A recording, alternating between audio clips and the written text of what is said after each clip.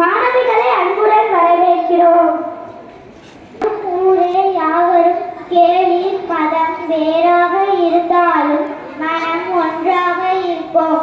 அனைத்து மதங்களையும் மதித்து அன்புடனும் அமைதியுடனும் வாழ நம் முன்னோர் கூறிய பொன்மொழிகளை கேட்போம்.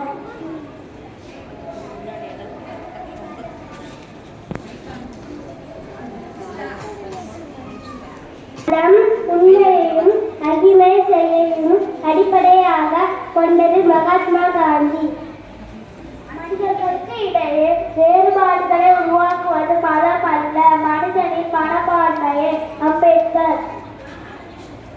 அனைத்து மதங்களும் அன்பும் அமைதியும் மனித நேயத்தையும் போதிக்கின்றது.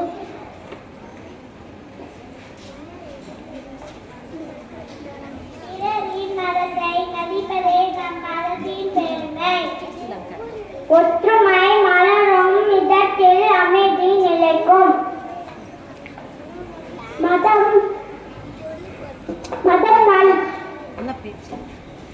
நல்லினம் ஒரு நாட்டை மிகப்பெரிய செல்வம்.